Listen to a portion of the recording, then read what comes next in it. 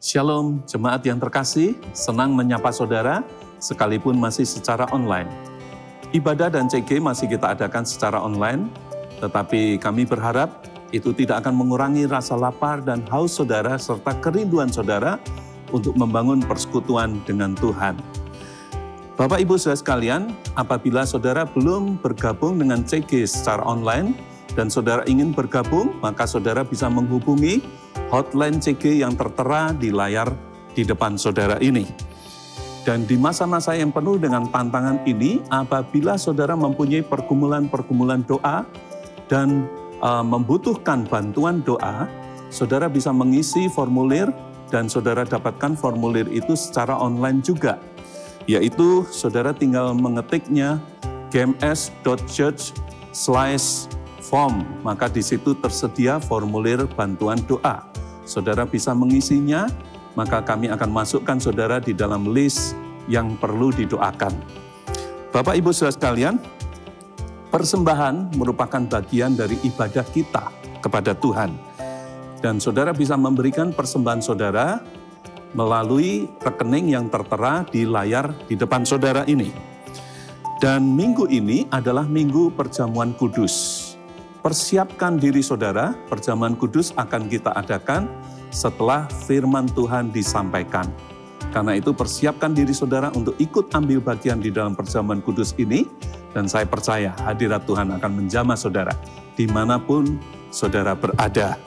Dan Bapak Ibu saudara sekalian, kita mempunyai channel YouTube yang resmi, dan supaya saudara tidak ketinggalan info-info aktual serta acara-acara ibadah yang kita upload di channel YouTube ini, maka jangan lupa untuk like, share, dan juga subscribe di channel YouTube yang resmi ini. Nah, mari Bapak Ibu saudara sekalian, kita akan memulai ibadah kita tunduk kepala, kita akan berdoa kepada Tuhan. Kita minta hadirat Tuhan akan turun dimanapun saudara berada. Mari kita berdoa. Tuhan, kami bersyukur karena Engkau begitu baik, Engkau setia di dalam kehidupan kami. Sekalipun kami melewati masa-masa yang sulit, tetapi hadirat-Mu Tuhan terus menguatkan kami. Dan sebentar kami akan masuk di dalam ibadah, dan kami minta saat ini Tuhan, hadirat-Mu akan menjamah setiap anak-anak-Mu dimanapun mereka berada Tuhan. Terima kasih Tuhan, Engkau urapi puji-pujian yang disampaikan, Engkau juga urapi firman Tuhan yang disampaikan, sehingga tidak ada seorang pun yang ikut ibadah ini akan merasa rugi, tetapi jamahan-Mu akan mengubahkan hidup kami, memberikan kekuatan yang baru di dalam hidup kami. Terima kasih Tuhan, di dalam nama Tuhan Yesus kami sudah berdoa ini semua. Haleluya, semua yang percaya katakan amin. Selamat beribadah. Ini tahun di mana Roh Kudus mau upgrade Anda punya status, fungsinya sebagai mitranya. Tuhan ingin kita bertumbuh bersama-sama. Carilah orang yang available untuk sepakat dalam perkara benar dengan diri Anda. Tuhan akan mengirim kepadamu orang-orang yang tanpa wajah, tanpa nama untuk menguatkan Anda. Jawaban kadang-kadang muncul dari tempat tak terduga. Bangun teamwork aja dengan Roh Kudus dulu. Lalu bangun tim-tim dalam kehidupan kita dan dalam takut akan Tuhan. Percayalah, breakthrough, terobosan itu akan terjadi bukan dari pedangmu. Tahun ini mari kita percepat diri. Quick to listen, cepat untuk mendengar, lambat untuk berkata-kata, cepat untuk taat, lambat. Atau bahkan kalau bisa jangan berbuat dosa. Satu dari kamu mengalahkan 1000 musuh itu quality, tapi Tuhan tidak berhenti di situ. 2 berlaksa-laksa. Kami mencetuskan bahwa supaya yang datang di sini bukan jadi jemaat akhirnya, tapi semua jadi murid-murid yang berbuah-buah lebat. Gereja Mawar Sharon sekali mengayunkan tombaknya, berdirilah 300 gereja. Mari kita bersatu. Mari kita akselerasi sampai 2030 300 gereja ini benar-benar terjadi.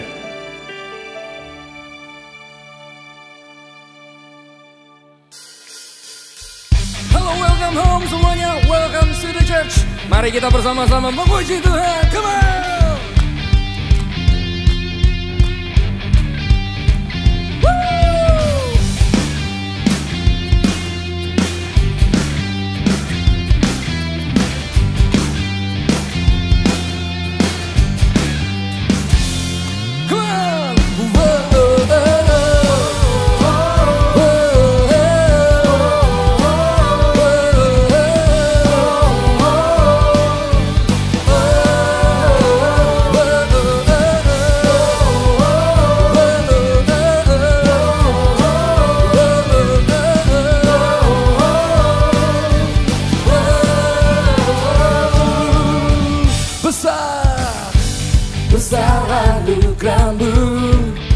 ajaib perbuatanmu yang telah kau nyatakan bagi diriku. Ku kagum akanmu, akan kebaikanmu. Hidup baru kau beri, kau tahu bahkan, kau tahu barataku.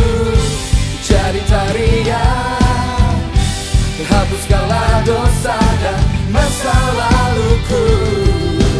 Kini ku jadi lebih dari pemenang.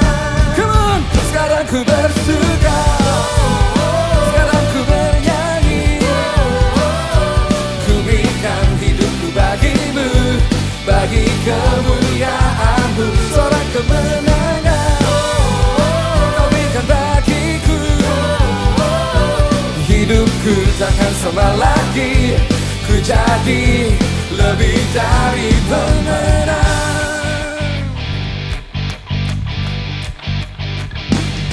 Besar, besar anugerahmu, ajaib perbuatanmu yang tak kau nyatakan bagi diriku.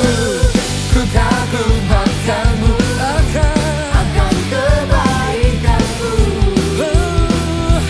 Hidup baru kau beri, kau tahu bahkan, kau tahu barataku.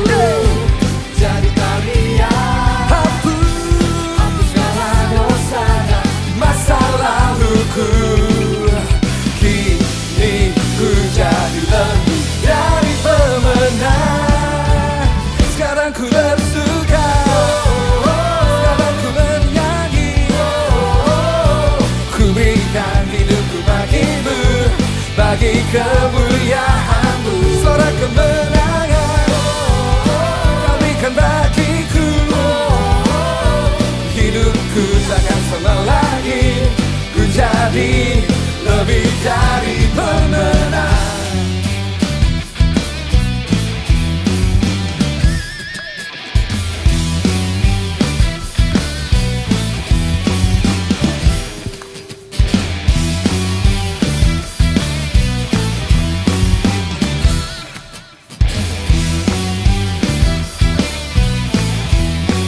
Selamat katakan bersama-sama gue.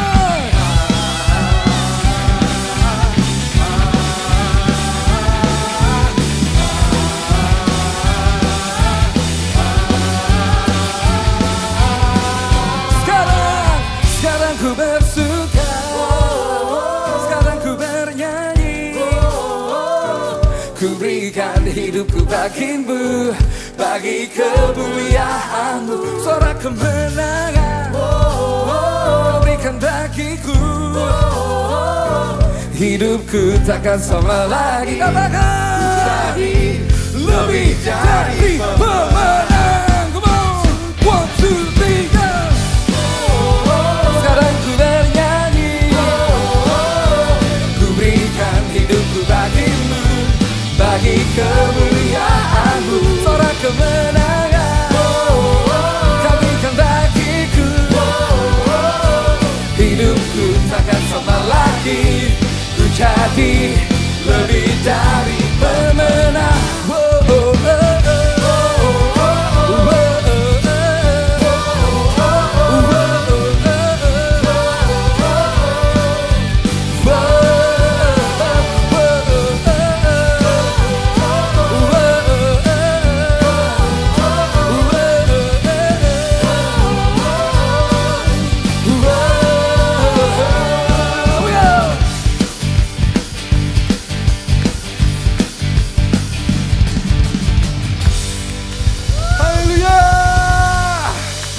Sorak-sorai lebih lagi buat Tuhan kita, come on!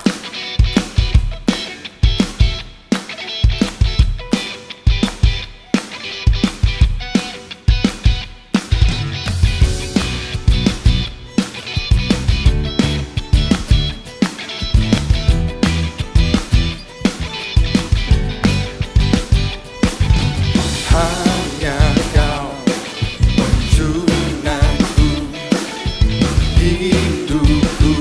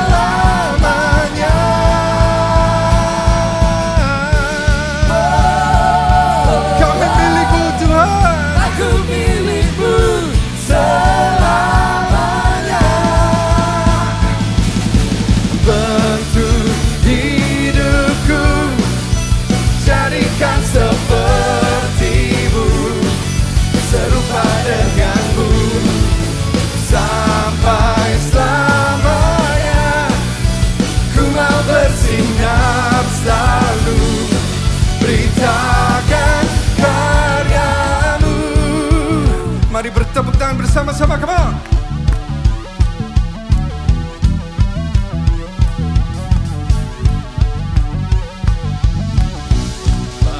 Kau Tuhan, jalan kehidupan, masa depan cerah membentang. Sebab Kau Tuhan, jalan kehidupan, masa depan cerah membentang. Sebab Kau Tuhan, jalan kehidupan, masa depan cerah membentang. Sebab Kau Tuhan, jalan kehidupan, masa depan cerah membentang. Bentuk hidupku jadikan seperti-Mu, serupa denganmu sampai selamanya. Ku mau bersinar selalu, beritakan karya. Bentuk hidupku jadikan seperti-Mu, serupa denganmu sampai selamanya. Ku mau bersinar selalu, beritakan karya-Mu.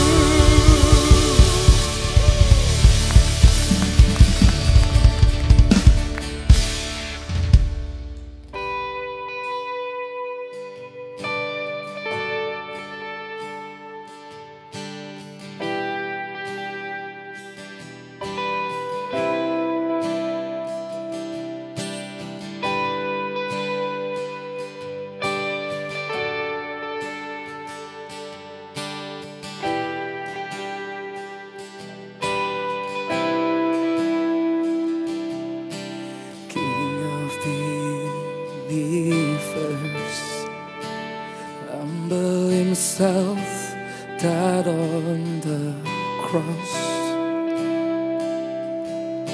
restore the broken life, and gave eternal life. And I declare,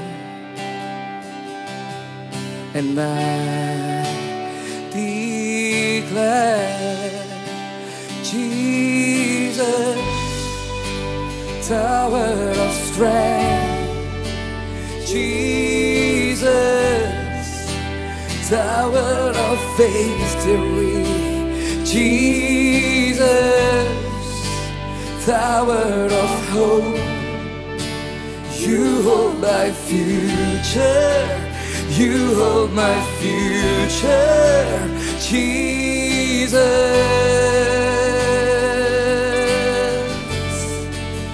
Jesus,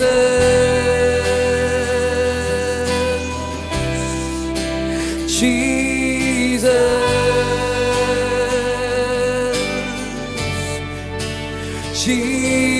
Jesus, yeah, Jesus.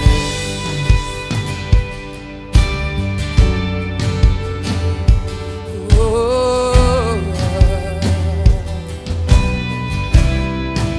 King of the universe, King of the universe, humble Himself, died on the cross,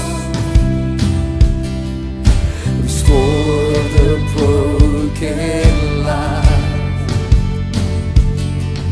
and give eternal life. And I declare, and I declare, Jesus, tower of strength, Jesus,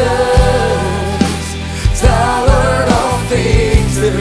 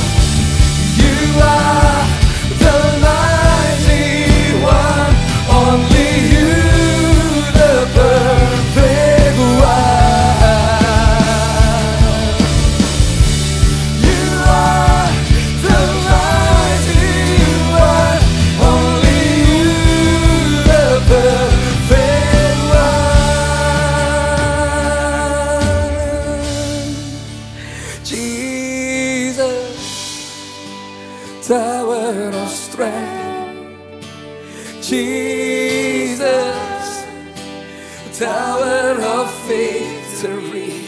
Jesus, tower of hope. You hold my future. You hold my future. Jesus.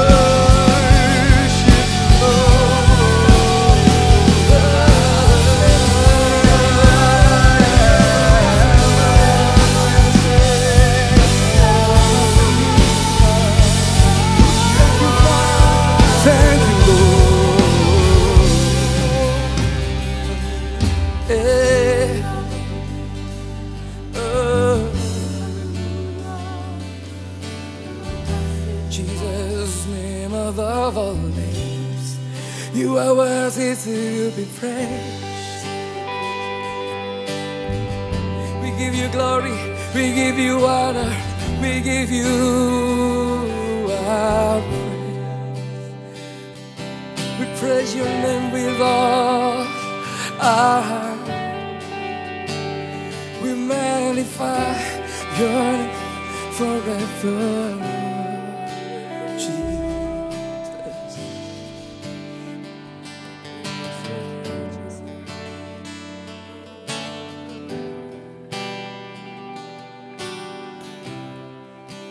Jesus, tower of strength. Jesus,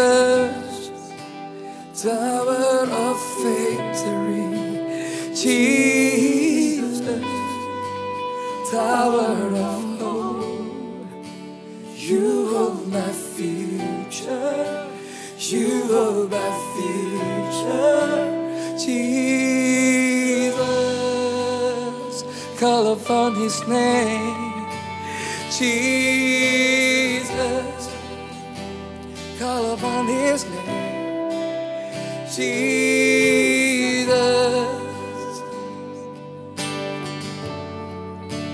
Jesus,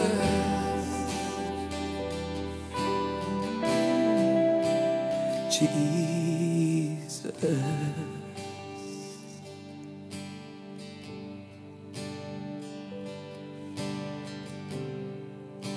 I love you, my Lord.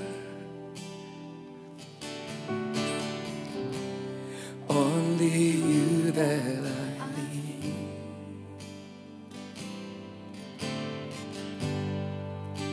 When I see your face, my life has been changed. My life has been changed. I'm longing for you. I'm longing for you. Longing for your presence, Lord. To be closer to you. That is my heart's desire. Holy Spirit, I love you, Lord. Let me see you face to face. Holy Spirit, I love you, Lord. Let me see you face to face.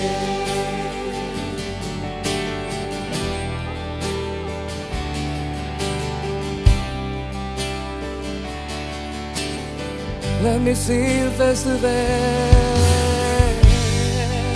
I love you, my Lord. Only you that I need.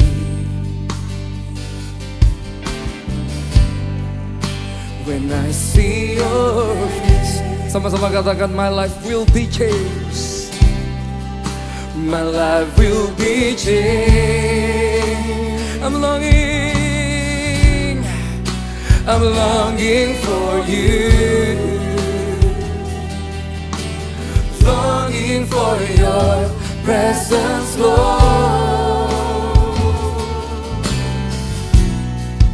To be closer to you. That is my heart's desire. Holy Spirit, I love you, Lord. Let me see you face to face. Holy Spirit, Holy Spirit, I love you, Lord. Let me see you face to face. Holy Spirit, I love you, Lord. Let me see you face to face. Holy Spirit, I love you, Lord. Let me see you face to face. Holy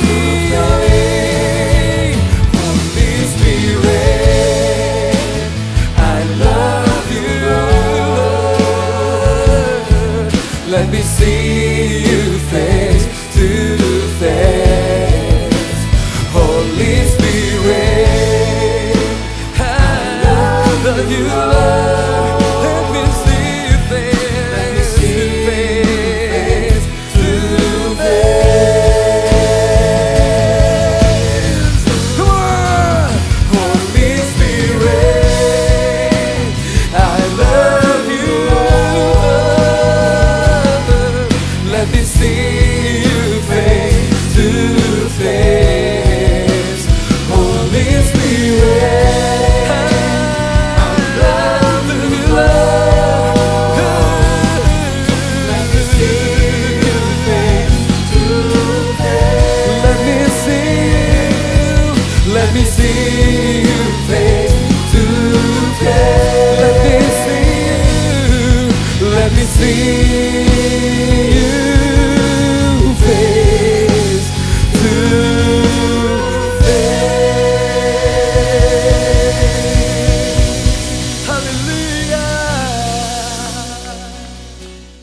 Shalom jemaat yang tersayang.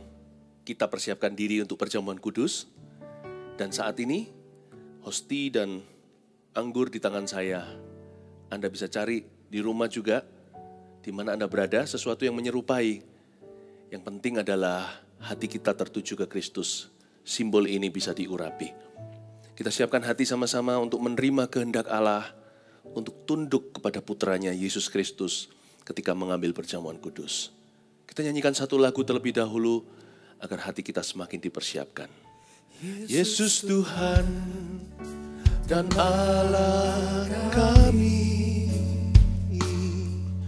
Engkau layak menerima pujian, hormat dan kuasa, sebab Kau telah ciptakan segalanya.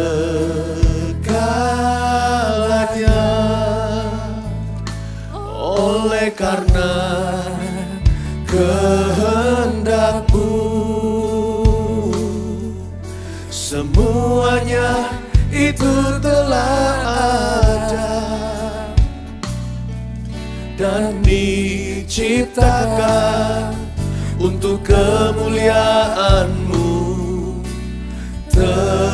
Terpujilah Tuhan.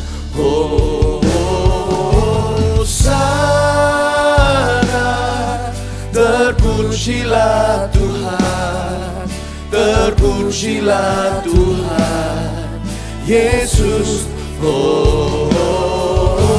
Hosana, terpujilah Tuhan, terpujilah Tuhan Yesus. Dari awal, mari kita tunduk pada Tuhan. Yesus Tuhan dan Allah kami, Engkau layak menerima pujian, hormat dan kuasa, sebab Kau telah ciptakan segalanya. Oleh karena kehendak-Mu, semuanya itu telah ada dan diciptakan untuk kemuliaan-Mu. Terpujilah, angkat tangan-Mu. Hosana, terpujilah Tuhan, terpujilah Tuhan Yesus. Hosana, terpujilah Tuhan, terpujilah Tuhan Yesus. Roti dan anggur di tangan, mari kita persiapkan untuk memakan dan meminumnya. Di roti saya tertulis satu ayat, jagalah langkahmu kalau engkau berjalan ke rumah Allah. Pengkhotbah 4 ayat 17a. Sungguh secara profetik Roh Kudus berbicara waktu kita ambil perjamuan Roh Kudus ini, bahwa rumah di mana Anda mengambilnya berubah menjadi rumah Allah. Karena kita semua dalam satu hadirat Tuhan, semua tempat menjadi seperti gereja. Mari kita dengan hati yang sakral, angkat roti yang ada di tangan kita. Pada malam itu, Yesus bersama dengan murid-muridnya, dan dia mengambil roti dan memecah-mecahkannya. Dan dia berkata, inilah tubuhku yang dipecahkan untukmu. Makanlah untuk mengingat aku sampai kedatanganku. Mari kita bersekutu dengan Yesus dan bersekutu di dalam gereja. Mari kita makan bersama sebagai saudara seiman di dalam nama Yesus Tuhan.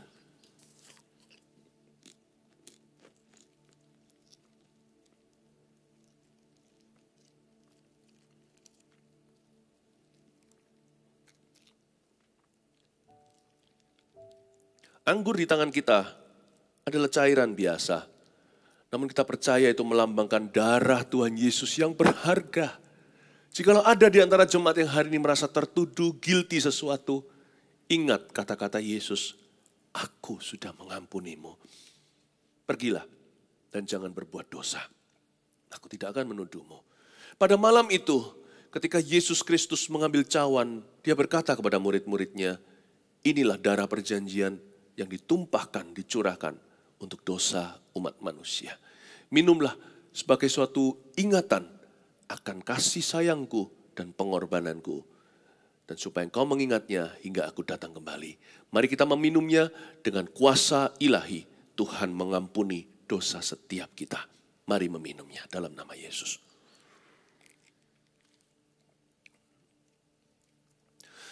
Mari kita angkat tangan kita. Hosana, terpujilah Tuhan. Terpujilah Tuhan Yesus.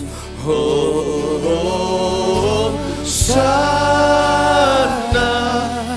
terpujilah Tuhan. Terpujilah Tuhan Yesus. Hosana, terpujilah Tuhan. Terpujilah Tuhan Yesus. Hosana,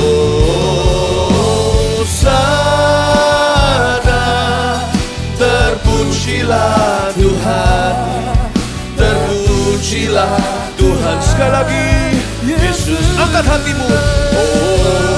Hosana, terpujilah Tuhan. Terpujilah Tuhan Yesus. Hosana,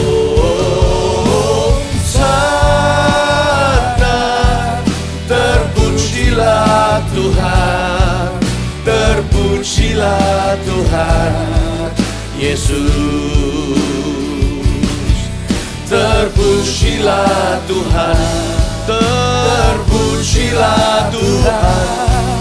Terpujilah Tuhan Yesus. Haleluya, haleluya.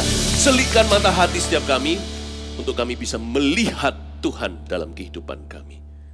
Buka telinga kami, efatah, untuk mendengarkan suara Allah. Pakai hamba-Mu ya Tuhan untuk menyampaikan firman Tuhan. Sembunyikan di balik salib Yesus. Biar jemaat-Mu dilawat Roh Kudus. Dalam nama Yesus, haleluya. Amin. Mari kita siapkan hati kita hari ini untuk mengenal Tuhan lebih lagi. Ambil Alkitab, ambil catatan. Kita buka di Kisah Para Rasul pasal yang ke-16.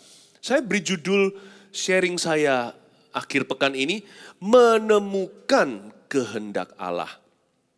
Bukankah kita semua rindu sebagai anak-anaknya untuk tahu apa sih kehendak Tuhan dalam hidupku?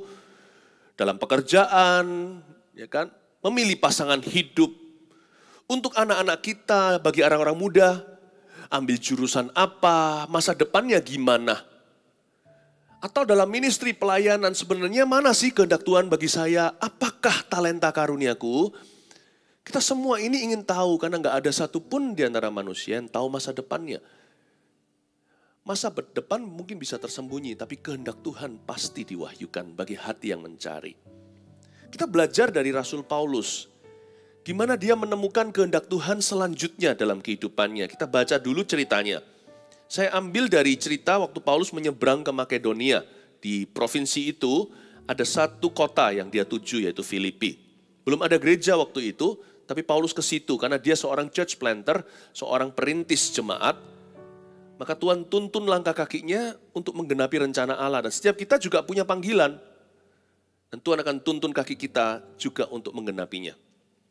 Paulus menyeberang ke Makedonia, Kisah Para Rasul 16, ayat yang ke-3, ayat ke-4. Paulus menyeberang ke Makedonia, menemukan kehendak Allah.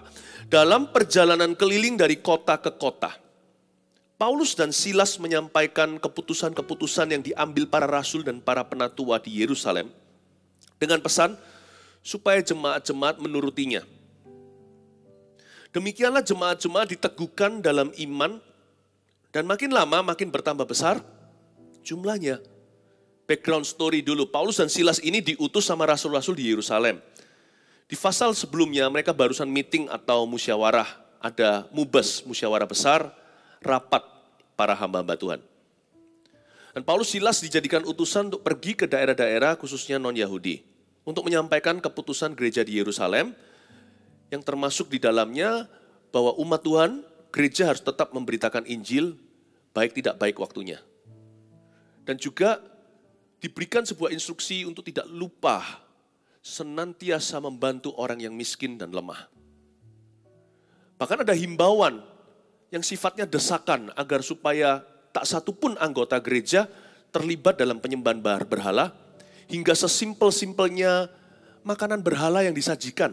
Kita harus hati-hati dan waspada, supaya jangan jadi batu sandungan. Lalu Paulus dan Silas membawa surat-surat ini, termasuk di dalamnya tambahan seperti jangan makan darah. Nah, ini penting sekali bagi orang Yahudi dan harus diperhatikan. Paulus dan Silas membawa surat perintah itu, surat keputusan kemana-mana. Apa maksudnya? Kita belum cerita, belum dapat gambaran bagaimana Tuhan akan memakai mereka di Makedonia. Very soon, sangat dalam waktu yang sangat dekat, Paulus merintis sebuah jemaat dan memenangkan jiwa di penjara. Ini luar biasa. Kehendak Tuhan akan segera dinyatakan, perkara-perkara lebih besar lagi. Tapi sebelumnya, kita harus lihat, Paulus gak menganggur secara rohani. Dan juga kehidupannya ada pekerjaan. Banyak orang ingin mencari kehendak Tuhan, tapi gak berbuat apa-apa. Nah, itu salah. Rasul Paulus dan Silas, mereka itu menemukan kehendak Tuhan selanjutnya dalam kewajiban mereka. Jadi penting sekali untuk kita itu bertanggung jawab dulu dengan kehidupan ini. Yang pasti kehendak Tuhan yang minimal, kehendak Allah yang paling general, yang paling umum adalah untuk kita percaya pada Tuhan, hidup kudus contohnya. Tapi untuk kita tahu Tuhan ini mau tuntun kita kemana, Tuhan tidak akan beritahu kita ketika kita itu bengong sendiri di kamar, lalu memikirkan gua mau apa. Tuhan mau kita sibuk dalam tanggung jawab kita, pekerjaan sehari-hari, lakukan itu. Dan di tengah-tengah itu Tuhan akan wahyukan sesuatu. Ingat Adam dan Hawa. Adam itu dikasih Hawa, pasangan hidup ketika dia memberi nama hewan dan ciptaan. Di Taman Eden itu dia bekerja. Dia dapat dulu pewahyuan yang umum. Dia mengerti tanggung jawabnya, dia sebagai gardener atau sebagai tukang kebunnya Tuhan. Kalau Anda adalah seorang pelajar, nggak usah tanya kehendak Tuhan apa. Belajar itu kehendak Allah untukmu di usiamu. Duduk di bangku sekolah, ya harus studi. Seorang pelajar itu panggilan. Jadi jangan ditawar dulu, tanya Tuhan kehendak Tuhan apa. Belajarlah dan selesaikan tanggung jawabmu. Dan sementara itu di tengah-tengah kesibukanmu Tuhan akan wahyukan what your next step should be. Langkah berikutmu itu apa? Tuhan akan wahyukan di tengah kesibukan. Kehendak Allah itu, kehendak Allah selanjutnya baru ketemu di tengah-tengah tanggung jawab kita. Rasul Paulus dan Silas. Kalau Anda adalah ibu rumah tangga, kan kita tahu kehendak Tuhan yang sudah tertulis, tertuang dalam firman. Tidak perlu mendengar lagi.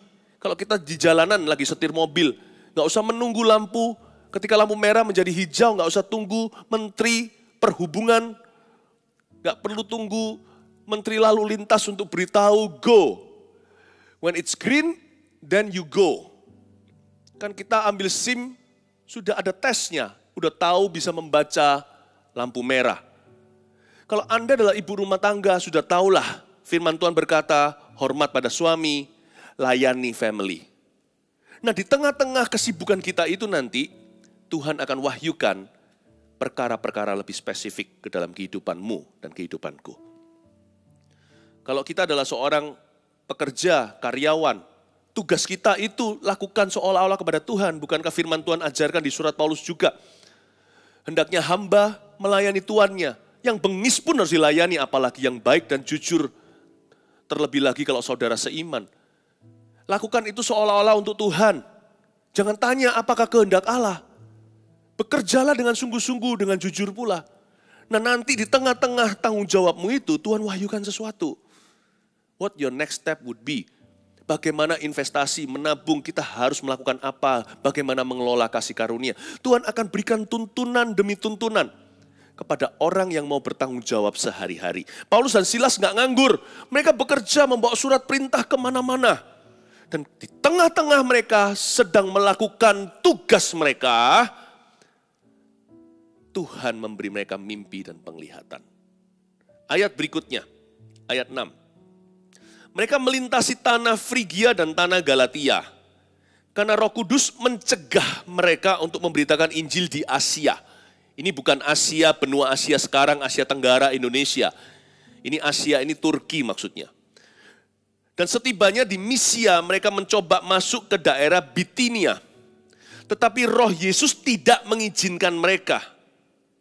Ayat 6 dan 7, ada perkara-perkara yang kelihatannya negatif. Tapi merupakan tanda bagi dua rasul ini.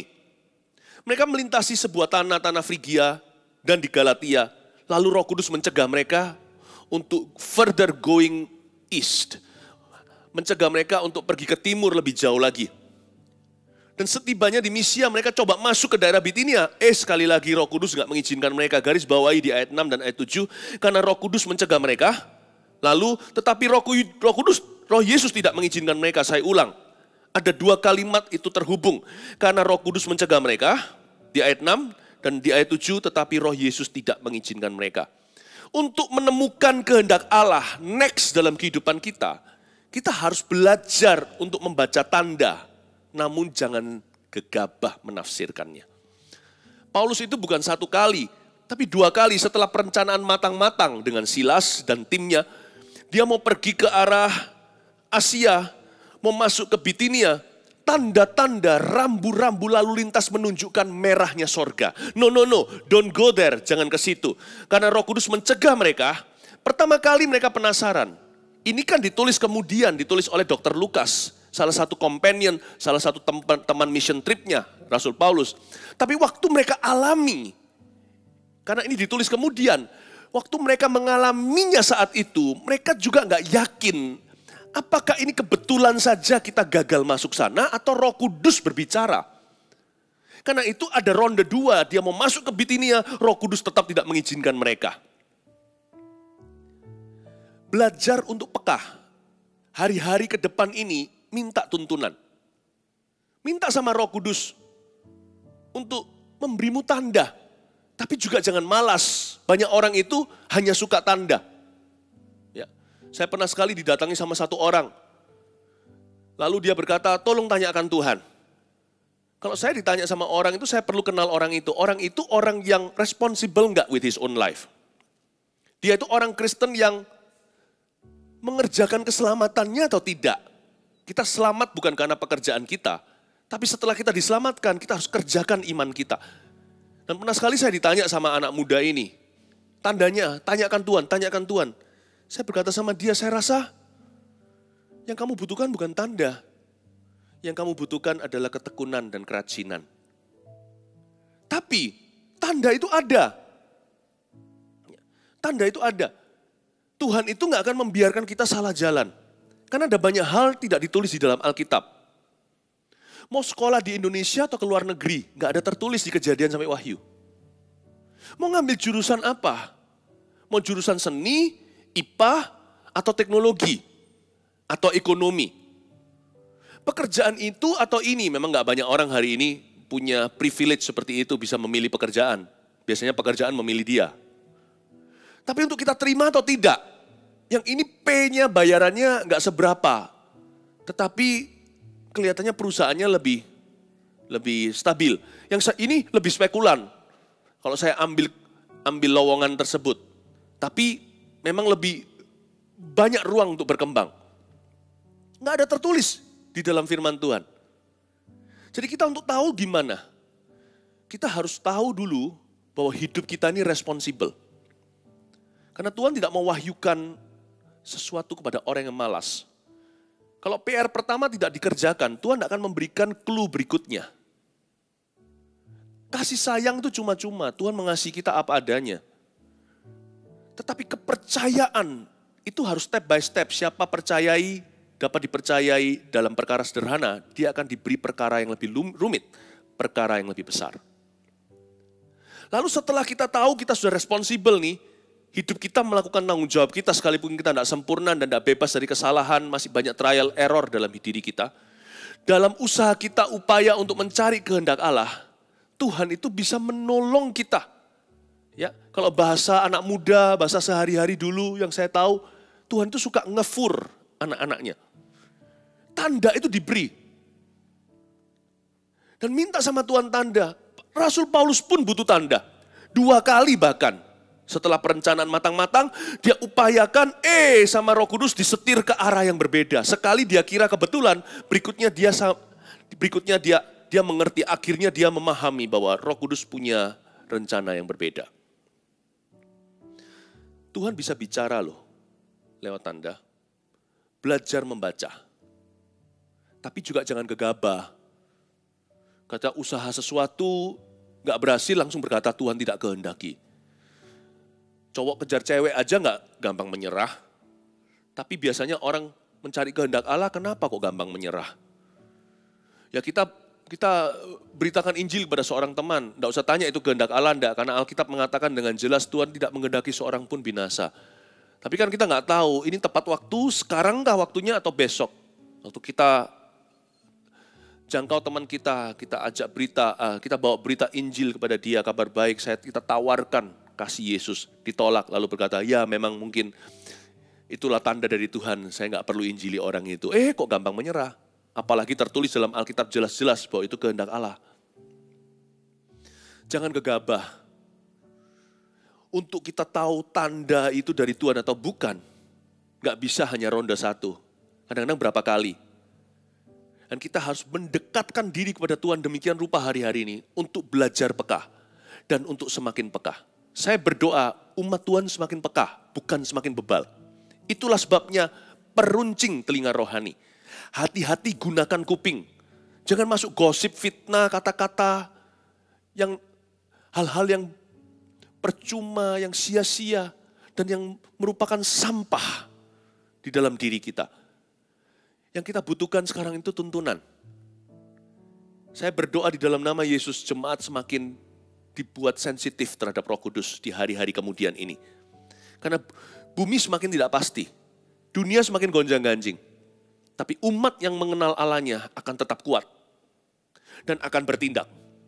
Mereka akan dituntun oleh Roh Kudus. Ya, ke rumput yang hijau, air yang tenang, dan dibimbing dari satu kemuliaan kepada kemuliaan yang lebih besar.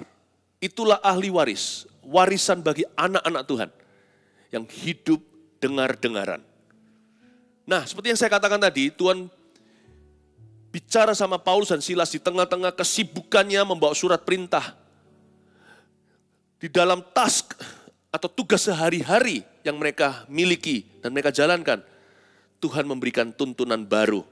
Kehendak Allah selanjutnya diwahyukan. Di ayat yang ke-8 dan 9 bunyinya, setelah melintasi Misia, mereka sampai di Troas. Pada malam harinya tampaklah oleh Paulus suatu penglihatan. Ada seorang Makedonia berdiri di situ dan berseru kepadanya. Bahasa Inggrisnya, a Macedonian man. Ada seorang pria dari Makedonia. Katanya, menyeberanglah kemari dan tolonglah kami. Paulus mendapat penglihatan di malam hari. Entah penglihatan atau mimpi. Entah waktu dia doa atau waktu dia tertidur. Tidak dijelaskan lebih terperinci. Dan dia melihat seorang pria Makedonia lambai-lambaikan tangan dan berkata, please come here and help me. Help us, dia bilang. Datanglah kemari dan bantu kami. Apa yang kita bisa temukan dari 2 ayat ini? Soal menemukan kehendak Allah. Bahwa Tuhan bisa bicara kepada orang Kristen lewat mimpi dan penglihatan. Makanya mama bilang sebelum tidur berdoa itu benar, itu betul. Ya, alfa hari dan omega harus ditutup dengan Yesus, dan sepanjang hari ku nikmati pertolongan dari Tuhan, ku rasakan kasih Tuhan, pulihkan hidupku. Ku bersyukur sebab Roh Kudus telah menuntun hidupku. Ku cinta kau Yesus Tuhan, ku cinta kau Yesus Tuhan, sungguh kau segalanya bagiku. Hidup orang Kristen tuh begini. Pembukaan hari, Yesuslah itu. Malam hari tutup dengan Yesus lagi. Dan sepanjang hari, pertolongan Tuhan beserta. Kalau versi sekolah minggu, bukan lagu tadi, lagu gini. Happy ya ya ya, happy ye ye ye. Saya senang jadi anak Tuhan. Siang jadi kenangan, malam jadi impian. Cintaku semakin mendalam. Banyak hikmat loh dalam lagu-lagu anak-anak. Itu lagu sangat-sangat biasa kita dengar, terkesan lucu bahkan, tapi terkandung banyak wahyu di dalamnya. Siang jadi kenangan karena banyak testimoni pertolongan Tuhan. Malam jadi impian. Malam pun bermimpi Tuhan, cintaku semakin mendalam keesokan harinya. Saya ingin Anda dan saya mempraktekkan suatu cara iman. Buka hari, tutup hari dengan Tuhan, sepanjang hari ku nikmati pertolongan dari Tuhan. Paulus ini, saya yakin dari 2 ayat yang kita baca tadi ini, 8-9 aja, saya menyimpulkan bahwa orang ini seorang yang doa pagi, seorang yang doa malam. Dan orang yang jalan hidupnya dituntun oleh Roh Kudus. Pada malam harinya tampaklah oleh Paulus suatu penglihatan. Tuhan bisa kasih kita mimpi dan penglihatan. Karena sekali lagi seperti saya katakan tadi, tidak segala sesuatu yang kita perlukan, semua tuntunan itu sudah tertulis di dalam Alkitab. Tapi semua yang kita butuhkan untuk iman kita, semua ada di dalam Alkitab. Ya kan? Tapi siapa yang kita akan nikahi? Kalau seorang perempuan dikejar oleh laki-laki, apakah dia kehendak Tuhan? Yang mana kehendak Tuhan? Kalau yang ada kalau pilihannya beberapa. Tapi jangan jadi player, karena itu bukan kehendak Allah. Siapa yang harus saya katakan I do atau saya bersedia? Tuntunannya di mana? Kita punya prinsip-prinsip rohaninya, tapi nggak tertulis nama. Karena nama-nama yang tertera di Alkitab, di Tawarik contohnya, atau di Esra, siapa di orang Israel, itu nama-nama bukan nama-nama Yahudi, bukan nama Indonesia. Nggak ada Budi, Wati, Iwan di dalamnya. Untuk kita bisa menemukan kehendak Tuhan, selain kita minta tanda, Tuhan juga bisa bicara kepada kita dengan cara yang ekstra. Tapi selalu catat ini, selalu harus sesuai dengan firman. Oleh karena itu ujilah dengan Alkitab semua mimpi penglihatanmu. Tidak mungkin melanggar firman Allah yang tertulis, karena Roh Kudus tidak pelin-pelan. Semua mimpi penglihatan itu harus diuji dengan firman. Dan diuji dengan peneguhan, simpan di hati seperti Maria, dia gak mengerti segala sesuatu, apalagi soal Yesus. Tapi selalu ada kata-kata begini dalam biografi Maria di Alkitab. Maka Maria menyimpan hal itu di hatinya. Jangan cepat-cepat ceritakan mimpi sebelum kita uji. Nanti seperti Yusuf berakhir di selokan dan di rumah Potifar. Nanti menimbulkan salah paham yang tidak perlu atau sebelum waktu. Nanti akhirnya dijual dan dibuang ke sumur. Buat apa undang aniaya atau kontroversi yang tidak perlu. Kalau Anda dapat satu mimpi, Anda uji. Penglihatan, Anda uji. Uji dengan peneguhan. Sebab kadang-kadang penggenapannya tidak persis yang seperti kita mimpikan. Karena ketika orang tertidur malam hari untuk mendapat penglihatan, orang peka seperti Paulus pun ada miss-nya. Nanti Anda baca, Anda lihat. Dia lihat pria, nanti di Filipi ketemunya Lydia. Ketemunya wanita.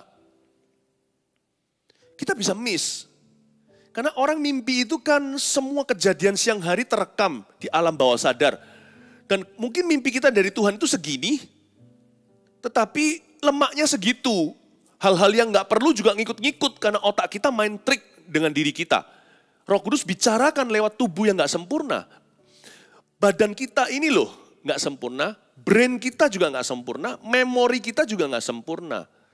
Tapi dalam ketidaksempurnaan kita, Roh Kudus tetap bisa bicara. Contohnya lewat mimpi dan penglihatan. Ya.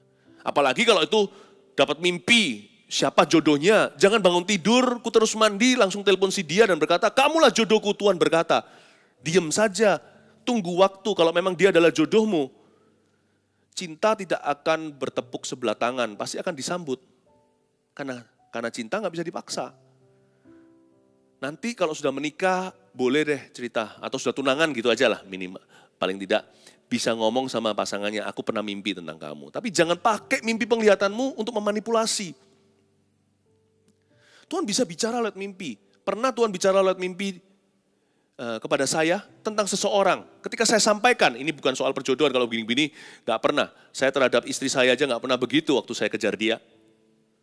Tapi ini untuk menolong usaha seseorang. Saya bilang, hey, Ras, aku dapat mimpi begini. Kayaknya bla bla bla. Dia berkata, enggak tuh.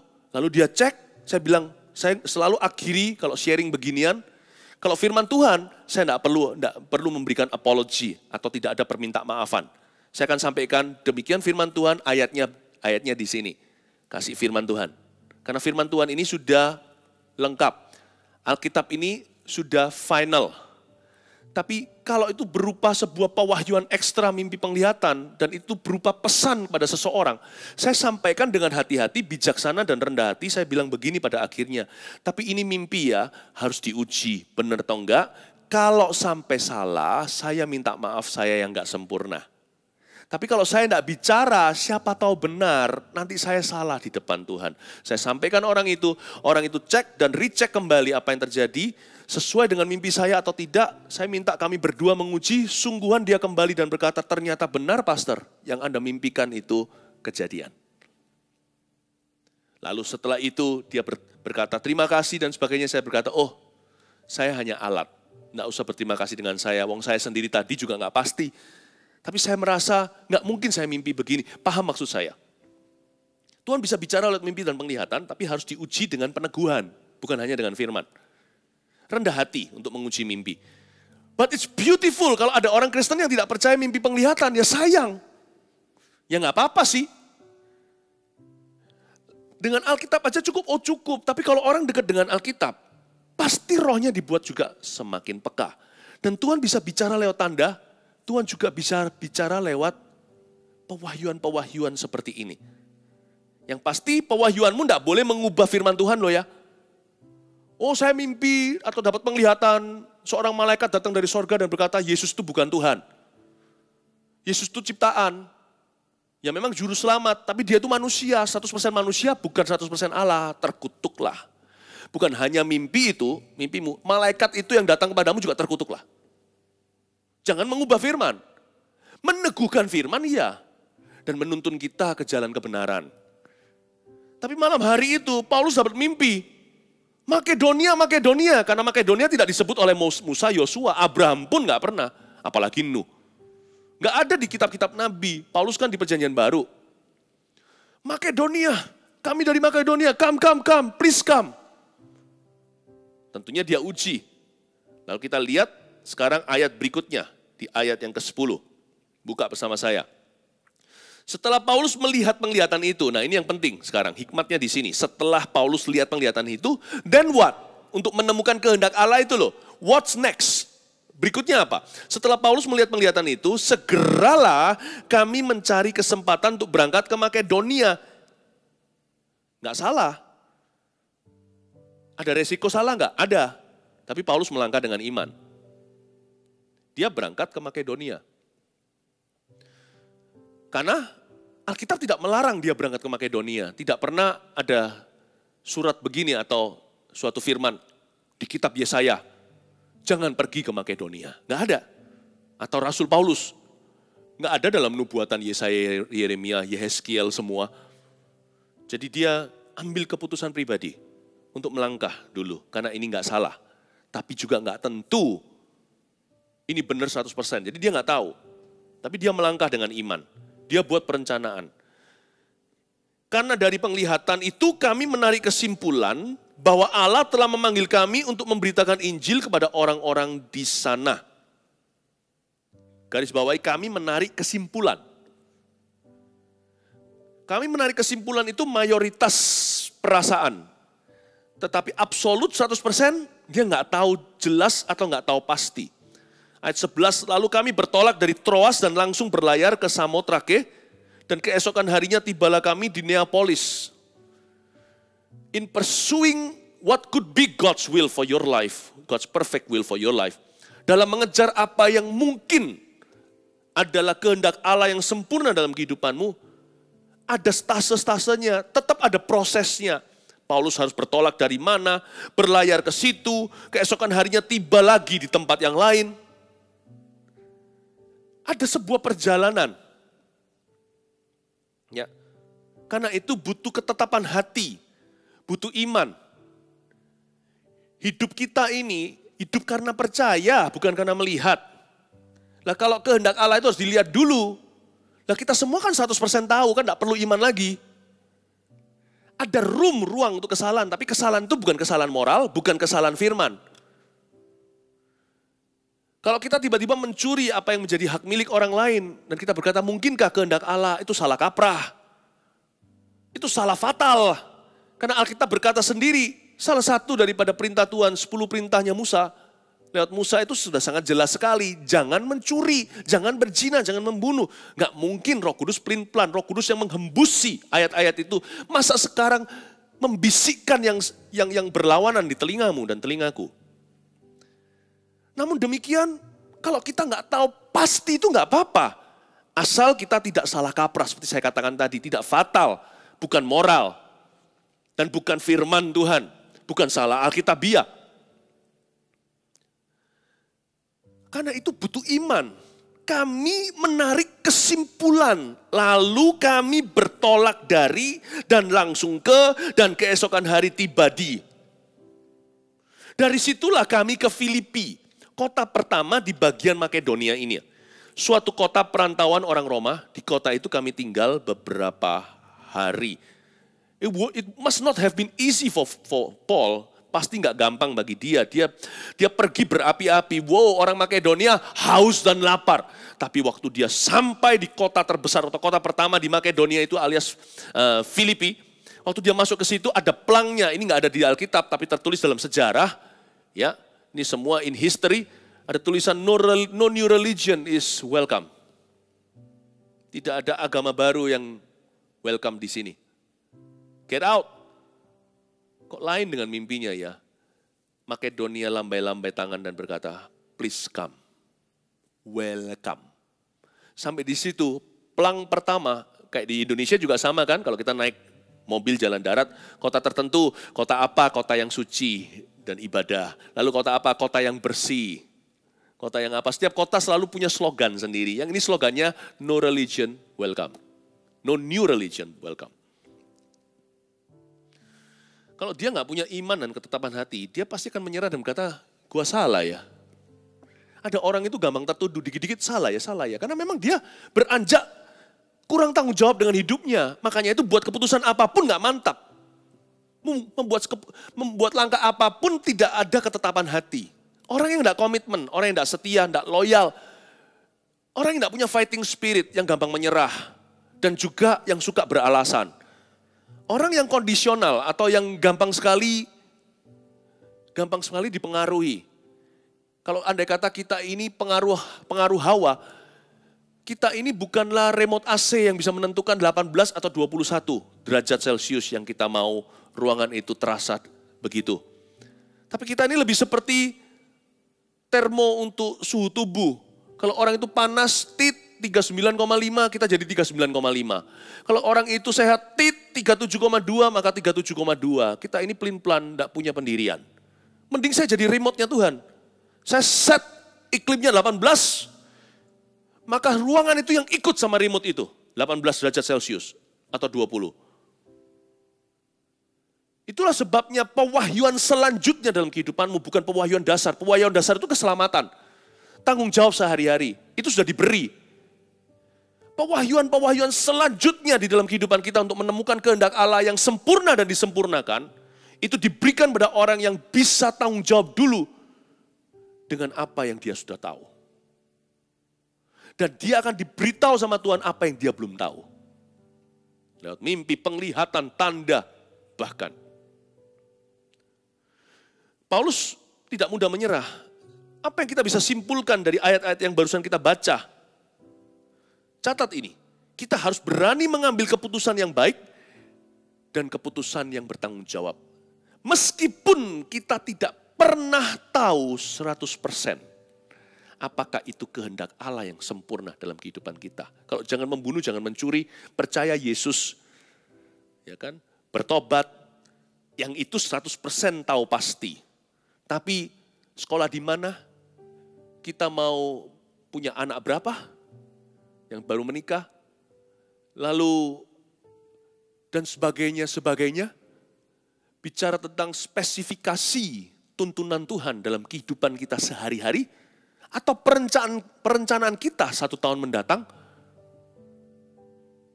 yang itu tidak bisa 100% pasti memberi ruang besar untuk iman dan surrender atau kepercayaan kepada Tuhan. Berani mengambil keputusan yang baik, yang penting ini, kami mengambil kesimpulan. Paulus berkata, kami menarik kesimpulan bahwa Allah telah memanggil kami untuk memberitakan Injil kepada orang-orang di Makedonia. Lalu ayat 10 kan dikatakan kami mencari kesempatan langsung immediately untuk berangkat ke Makedonia. Karena dari penglihatan itu kesimpulan kami begini. Berani mengambil keputusan. Yamu di atas ya, tidakmu di atas tidak. Lebih dari itu adalah dari setan. Berani mengambil keputusan yang baik dan yang bertanggung jawab sekalipun kita tidak tahu persis 100%. Saya pernah ditanya itu satu orang, jarang ada orang tanya begini, jadi saya anggap pertanyaan ini istimewa. Pastor Philip, dia bilang gini, apakah dulu waktu pulang ke Indonesia setelah lulus kuliah di Kanada, saya sempat pelayanan di sana, volunteer sukarela, lalu pulang ke Indo itu keputusanmu 100% kehendak Tuhan. Gak ada orang pernah tanya gitu sama saya sih. Saya bilang, kalau saya bilang saya 100%, nggak 100% yakin, saya bohong. Saya yakin 100%. Tapi kalau Anda tanya dalam kedaulatan Allah dan saya nggak bisa selidiki hikmat-hikmatnya, apakah betul 100% itu kehendak Tuhan saya pulang ke Indonesia? I must say I don't know. Tapi andai kata saya pulang ke Indonesia ini sebuah kesalahan tanda kutip ya, saya nggak salah pulang ke Indonesia atau tetap di Kanada atau pelayanan di negara lain dan sebagainya, bisa saja Indonesia diaspora di mana-mana. Saya nggak tahu, itu pun bukan kesalahan, itu keputusan pribadi. Tapi kalau Anda tanya apakah Tuhan tuntun saya, ya iya. Tapi apakah saya ini 100% pekat, selalu betul dalam tuntunan Allah, saya nggak pernah salah menafsir, salah membaca, ya nggak berani saya mengaku begitu. Jadi dalam cara pandang demikian, berarti saya nggak berani klaim bahwa saya pulang ke Indonesia itu pasti 100% pasti. Anda kata iya di Indonesia, apakah di Surabaya atau kota mana? Nggak tahu, tapi saya beritahu sama teman itu, bagus pertanyaanmu. Tapi andai kata saya pulang ke Indonesia itu sebuah tanda kutip kesalahan, what a beautiful mistake I have made. Kesalahan yang sangat-sangat indah yang saya buat. Sebab ketika saya memutuskan ke jalur tertentu, saya akan komitmen di situ dan sungguh-sungguh. Saya bukan hanya akan seperti di Yeskiel, orang yang berjalan hanya sampai pergelangan kaki. Saya akan berenang sampai tenggelam, pinggangku masuk, pundakku masuk ke situ, kepalaku pun akan masuk ke dalam air. Saya akan kepala saya dengan segenap akal budi kerjakan itu kalau itu pilihanku. Saya akan komitmen ke situ. Saya akan sungguh-sungguh bayar harganya dan tidak ada pintu belakang. Makanya hari ini oleh anugerah Tuhan, pelayanan kami berbuah-buah di Indonesia. Kalau ini kesalahan, enggak apa-apa, saya tidak menyesal. Karena saya masih belajar untuk mengenal Tuhan. Dan antena saya untuk menangkap sinyal-sinyalnya tidak sempurna. Tetapi kalau saya sudah tetapkan hati, saya akan sungguh-sungguh di situ. Jangan pernah setelah Anda menikah tanya, dulu ini kehendak Tuhan yang sempurna enggak ya? Apa dia jodohku? Setelah menikah 10 tahun kok baru bertanya? Andai kata dia bukan jodohmu, jadikanlah jodohmu. Cintai istrimu seperti kau mengasihi tubuhmu. Cintai, hormati suamimu seperti jemaat menghormati Kristus. Kasih, tidak ada pintu belakang, tidak ada what if jikalau tidak demikian. Jikalau bukan, enggak ada gitu-gituan. Tidak ada alternatif. Tidak ada exit plan. Paulus berkata, I'm going to Philippi. Aku pergi ke Filipi. Lihat pelang itu dia tetap masuk ke dalam. Aku sudah menetapkan hatiku. Kira-kira begitu waktu aku lihat Makedonia itu angkat tangan, lambai-lambaikan tangan. Itulah kesimpulan yang kurasakan. Maka aku mencari kesempatan segera ke sana. Dan hatiku bulat ke situ. Kalau dosa itu jangan bulat hati. Aku bulat hati untuk membenci. Nah itu salah, cepat tanggalkan. Tapi perkara seperti ini kan kita tidak tahu 100%. Tapi berani mengambil keputusan. Asal keputusan itu baik. Dan keputusan itu bertanggung jawab. Artinya Anda bisa follow up. Dengan keputusan sendiri. Anda bisa komitmen seterusnya di sana. Dan sungguh-sungguh mengejar rancangan-rancangan Allah berikutnya. Hari ini saya mengalami tuntunan Tuhan di Indonesia. Segala sesuatu yang kami lakukan membuahkan kasih karunia. Don't tell me whether I made a mistake or not. I'm living a life. Saya menghidupi suatu kehidupan yang saya persembahkan untuk Tuhan. Apapun Tuhan akan pakai untuk kemuliaannya. Puji Tuhan, saya berharap Anda tidak berkanjang pada penglihatan dan berkata, iya enggak iya bukan, selama-lamanya jadi orang pelin-pelan enggak bisa ngambil keputusan. Apa-apa kembali lagi saya doakan lagi, apa-apa kembalikan lagi saya doakan. Ada hal-hal tertentu yang bisa didoakan, jenis ini hanya bisa diusir dengan puasa bukan, tapi juga ada hal-hal tertentu yang doa puasa juga tidak bisa menjawab. You harus putuskan. Make a decision. Aku akan mulai pekerjaan ini. Aku akan selesaikan apa yang aku mulai seperti Yesus. Aku akan sempurnakan. Bersama dengan Tuhan, aku dapat melakukan segala perkara dalam Dia yang memberiku kekuatan.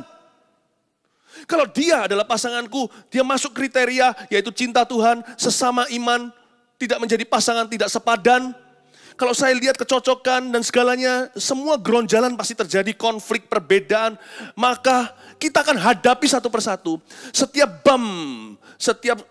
setiap gundukan yang harus kami lalui, kami akan lalui bersama dan kami akan pakai buah roh kasih, damai sejahtera, sukacita, kesabaran, kemurahan, kelemah lembutan, penguasaan diri, semuanya kesetiaan ini yang akan kami praktekkan. Kami akan hadapi hingga hubungan kami disempurnakan, hingga sampai kepada pelaminan kalau sudah menikah lebih indah lagi, hingga pernikahan kami menghasilkan benih-benih ilahi, anak-anak yang takut akan Tuhan. For better or worse, dalam suka atau duka, hingga kematian memisahkan. Decide, my friend, decide. Putuskan. Jangan takut. Banyak orang karena takut ini bukan kehendak Tuhan, tidak pernah memutuskan apa-apa dalam hidupnya. Sayang, menurut saya, mati potensi karena terlalu hati-hati. Menurut saya ceroboh sekali kalau potensi bisa mati sementara kita masih hidup. Ya, saya harap ini membuka mata kita. Sedikit lagi lalu selesai. Paulus di Filipi.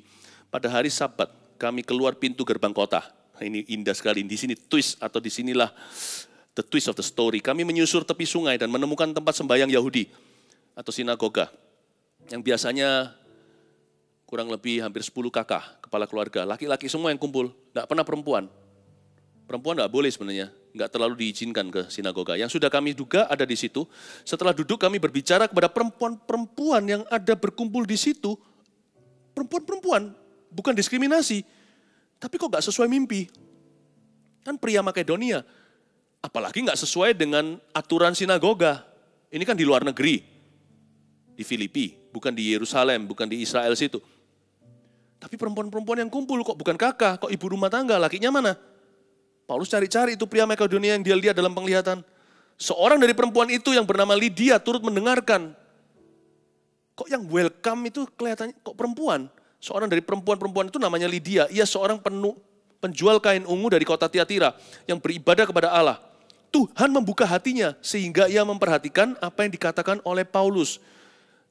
Nah, ini dia temukan jiwa itu ternyata bukan laki-laki. Yang lambai-lambai itu Lydia. Tapi yang Paulus lihat itu pria. Paulus pun gak sempurna antenanya. Sesudah ia dibaptis bersama-sama dengan seisi rumahnya, ia mengajak kami, katanya, jikalau kamu berpendapat bahwa aku sungguh-sungguh percaya kepada Tuhan, marilah menumpang di rumahku. Ia mendesak sampai kami menerimanya. Tulis ini, ya, catat di hati, harus fleksibel dalam tuntunan. Firman Tuhan ini sempurna. Tuhan itu sempurna, Tuhannya sempurna. Firman Tuhan itu sempurna. Pewahyuan Allah itu sempurna. Yang gak sempurna itu kita. Kita ini loh yang gak sempurna. Pengalaman kita ini loh yang gak sempurna. Tapi saya tidak berkata bahwa Paulus salah. Karena nanti dia memenangkan sekelompok orang-orang di penjara, termasuk kepala penjara dan keluarganya. Nah itulah pria-pria Makedonia yang berkata, come and help us, majemuk, mari tolonglah kami. Tapi kalau Paulus bersandar pada pengertian sendiri, dia pasti akan kecewa dini hari. Paulus mempraktekkan sesuatu yang saya ajarkan sekarang pada kita semuanya, yaitu kita harus fleksibel dalam tuntunan. Karena pengalaman kita tidak pernah sempurna, pengalaman manusia itu not perfect. Karena itu jangan pernah ikut Tuhan berdasar pengalaman. Ikut Tuhan itu berdasar pengenalan. Kita tahu Allah kita sempurna. Kita belajar. Ayat 16. Yang terakhir ya. 16-18. Pada suatu kali ketika kami pergi ke tempat sembahyang itu, kami bertemu dengan seorang hamba perempuan yang mempunyai roh tenung. Nah ini masuk okultisme. Dengan tenungan-tenungannya, tuan-tuannya memperoleh penghasilan besar. Oke, itu latar belakangnya. Nanti si Lukas yang menulis kisah para rasul, biografi Paulus, dokter ini, mendapatkan informasi-informasi susulan. Karena ini tidak ditulis waktu dia lagi jalan sama Paulus, ditulis nanti kemudian. Ternyata dia punya roh tenung. Tapi sangat kamuflase, sangat tidak terduga. Karena di ayat 17, ia mengikuti Paulus dan kami dari belakang sambil berseru katanya, orang-orang ini adalah hamba Allah yang maha tinggi. Mereka memberitakan kepadamu jalan kepada keselamatan. Jadi saya nggak menganggap dia hanya jalan di belakang Paulus lalu teriak-teriak di jalanan. Mungkin dia pakai koneksinya, hehehe, ini loh hamba Tuhan. Saya kenalkan ya, ini loh pendeta Paulus. Ini ya, kadang-kadang teriak-teriak di belakang. Mungkin kayak orang gila, tapi bisa jadi ini secara santun. Dia koneksikan. Paulus jadi garu-garu kepala. Kok ada sesuatu di hatinya nggak serk ya tapinya? Itu dia. Hal itu dilakukannya beberapa hari lamanya ayat 18. Tapi ketika Paulus tidak tahan lagi akan gangguan itu, nah dia mulai rasa terganggu. Ia berpaling dan berkata kepada roh itu, demi nama Yesus Kristus aku menyuruh engkau keluar dari perempuan ini. Seketika itu juga keluarlah roh itu. Jadi kalau kita bayangkan kadang-kadang flat imajinasi. Kita membayangkan dia teriak-teriak di belakang. Kalau gitu kita tahu ini orang kesurupan. Ngomongnya ngawur. Tapi kalau dia kelihatan santun, karena orang ini big business. Dia punya tuan-tuan itu dapat banyak uang. Dari gift atau dari indigonya, something like that. Seperti itu ya. Kepekaannya bukan dari Tuhan, tapi semacam psychic atau dukun begitu. Dan dia kenalkan, Pak Paulus silakan duduk, ini teman saya, ini hamba Tuhan ini memberitakan jalan keselamatan dan sebagainya. Hatinya itu enggak damai sejahtera dan dia enggak bisa menemukan alasan mengapa. Sehingga beberapa hari itu dilakukan hingga Paulus merasa terganggu. Pertanyaannya kenapa tunggu beberapa hari? Kenapa tunggu beberapa hari? Apakah Paulus main-main dengan setan? Main-main dengan api? Biarin deh, biarin saja. Apa begitu? Enggak. Paulus menimbang-nimbang di hati. Kenapa dia enggak serak? Bukan karena dia itu lamban, karena Paulus tidak suka buang-buang waktu kalau kita tahu orang ini. Pagi-pagi benar dia bangun, lalu segera mencari kesempatan.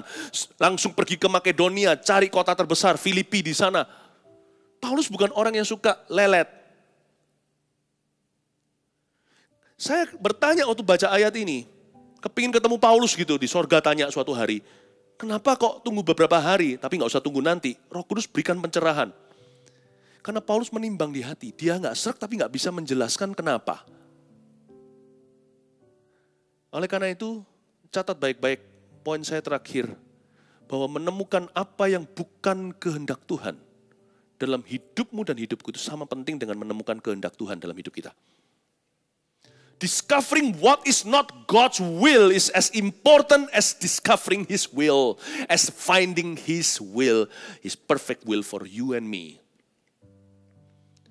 Dan dalam kasus Paulus, better late than never, lebih baik telat daripada nggak pernah. Paulus agak lambat, butuh beberapa hari untuk dia bisa mencerna. Apa yang membuat saya nggak sejahtera ya kongsian sama orang ini? Apa yang membuat saya nggak srek ya rasanya, saya bukan orang gitu loh. Ada orang tertentu yang suka buat keputusan lalu ragu. Saya bukan orang begitu. Tapi meskipun saya ini orangnya selalu berketetapan hati. Saya ini orang yang decisive, orangnya nggak pelin-pelan. Tapi kenapa waktu saya buat keputusan ini, di dalam dalam hati saya, dalam roh saya, terdengar suara pelan.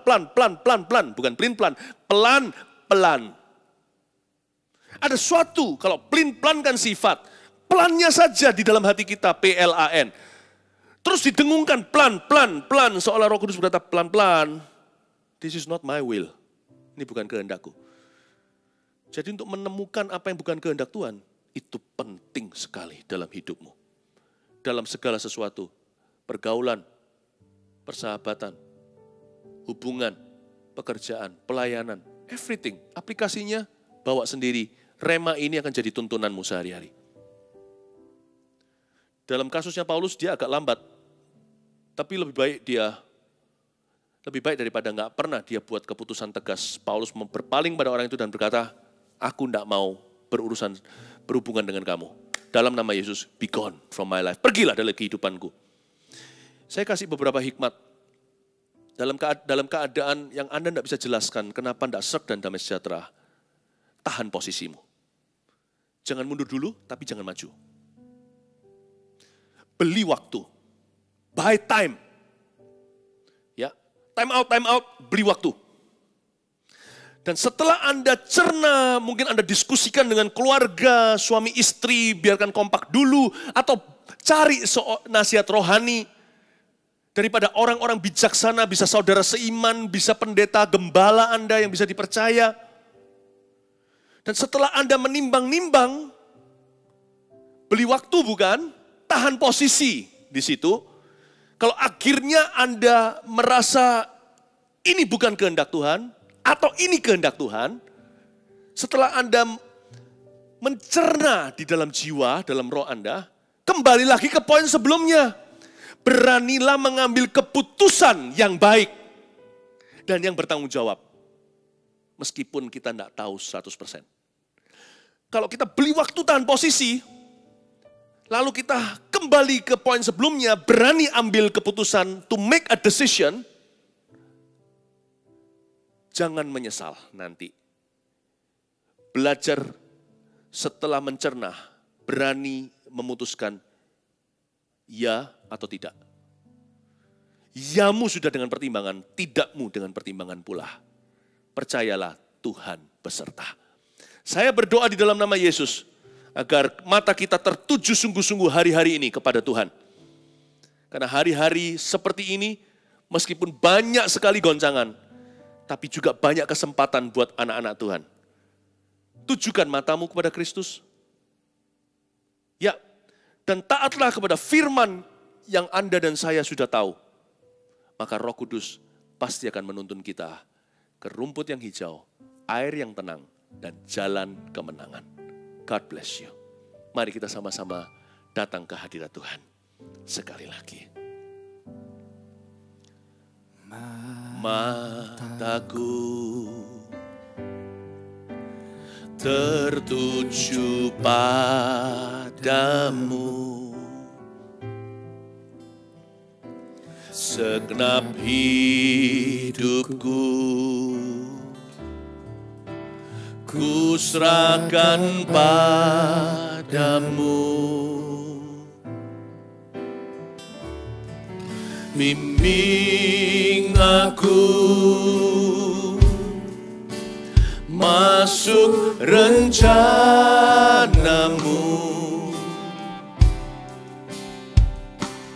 untuk membesarkan kerajaanmu.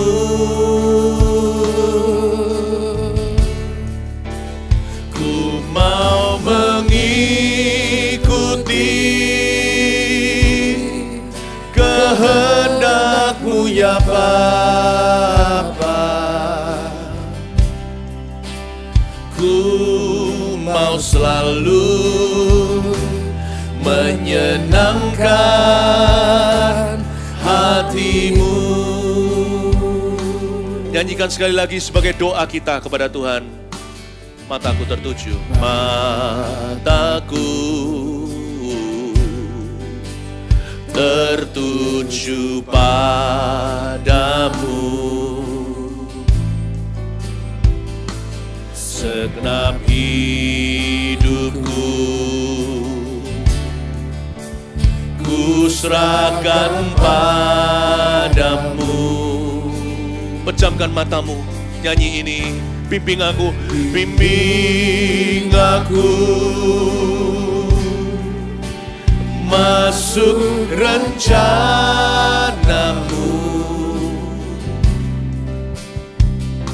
untuk membesarkan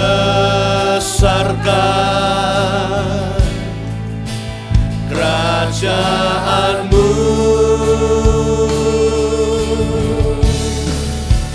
Ku mau mengikuti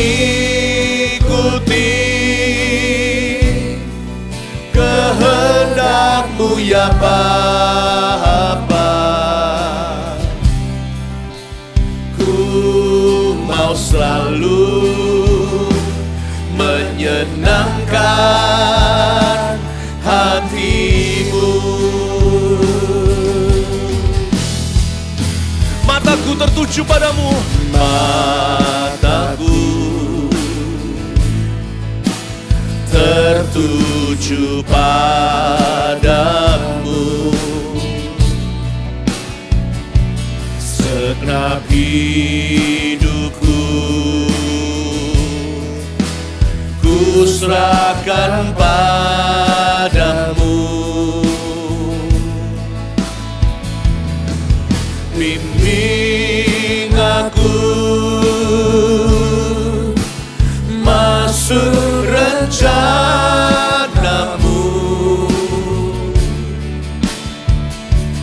untuk membesarkan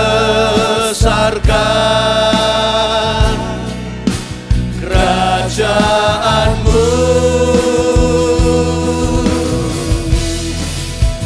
Ku mau mengikuti kehendak-Mu ya Bapa.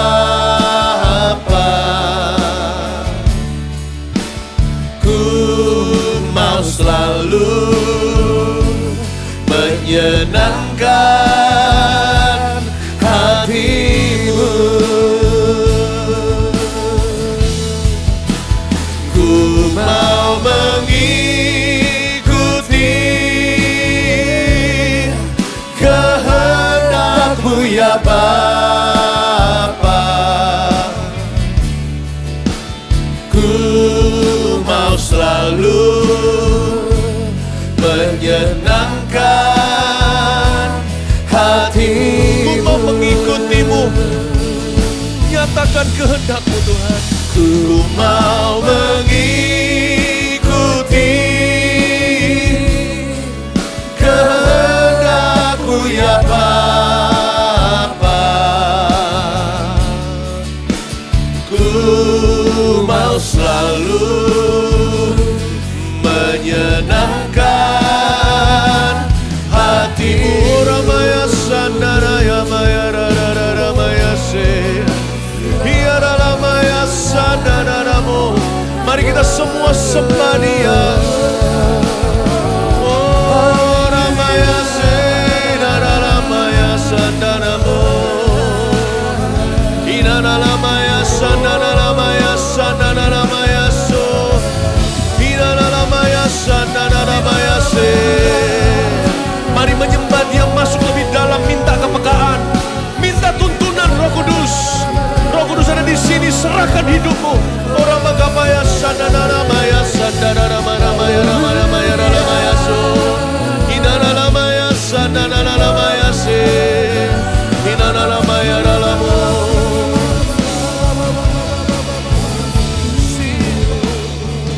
Letakkan tangan di hati segenap jemaat. Biar saya mendoakan Anda. Hamba berdoa Tuhan Yesus, setiap tangan-tangan itu Kau beri urapan baru.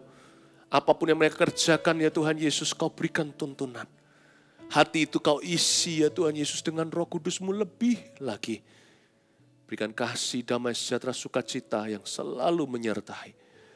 Berikan kemampuan untuk bisa membaca tanda-tanda, bukan hanya tanda-tanda akhir zaman, tapi tanda-tanda setiap hari dari Tuhan.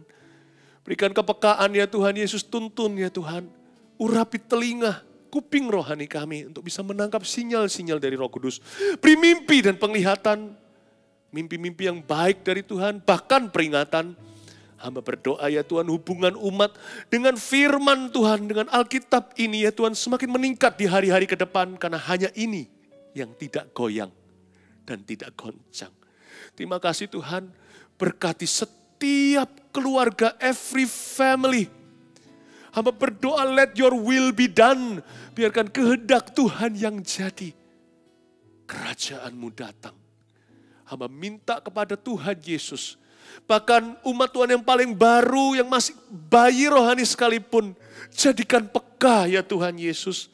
Berikan hikmat, bukan hanya wahyu.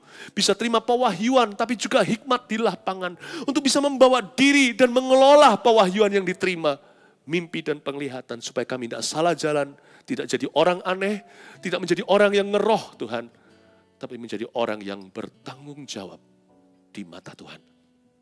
Berkati umat-Mu di dalam nama Yesus. Ku mau mengikuti kehendak-Mu ya Bapa. Ku mau selalu menyenangkan hati-Mu. Bisikan ke telinganya Roh Kudus. Ku mau mengikuti jemaat mari. Ku mau mengikuti kehendak-Mu ya Bapa. Ku mau selalu menyenangkan hati-Mu. Sama-sama ku mau mengikuti. Angkat tangan-Mu. Ku mau mengikuti kehendak-Mu ya Bapa.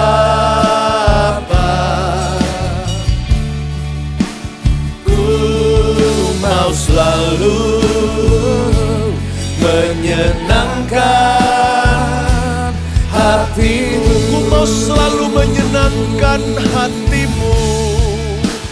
Ku mau selalu menyenangkan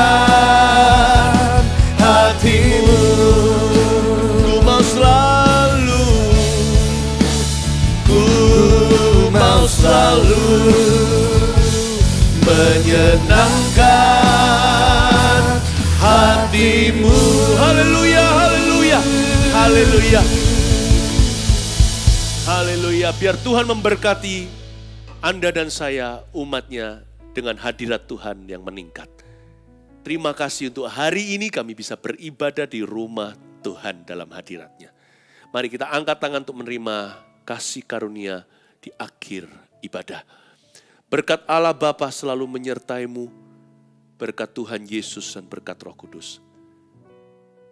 Dan biarkan hati kita terbuka. Dan Allah yang membimbing dan menyertai itu setia. Dia tidak akan lepas tangan. Dan jikalau kita salah jalan, Roh Kudus selalu akan tuntun kita ke jalan yang benar. Roh Kudus tidak akan mengizinkan kita ke Bitinia. Tuhan selalu menuntun kita pada kehendak Allah yang sempurna. Terima kasih Tuhan, sebanyak jumlah jemaat yang saat ini menyaksikan, sebanyak itu Kau sebarkan tuntunan. Masing-masing satu DNA tersendiri, masing-masing seperti sidik jari, secara spesifik dan detail, bimbingan-Mu Roh Kudus atas mereka.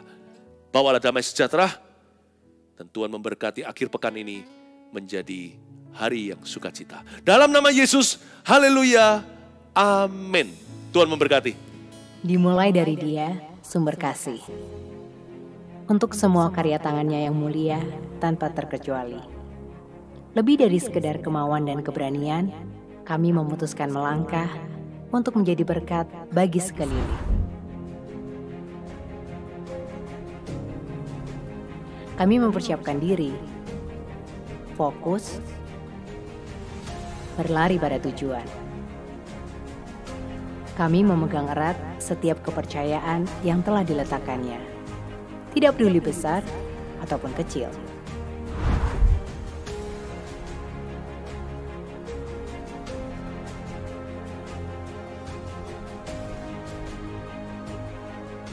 Dari tangan yang satu ke tangan yang lain, masih dengan semangat yang sama. Tidak untuk disimpan, tetapi untuk dilanjutkan sesuai kehendaknya.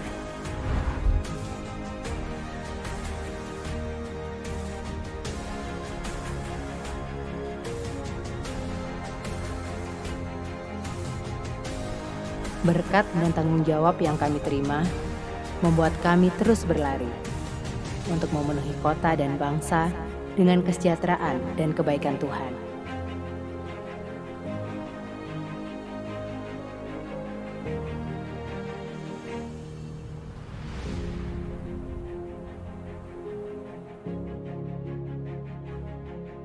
Selama masih ada tangan yang terulur, kami akan terus menjadi perpanjangan tangannya untuk menjadi berkat tanpa menunda.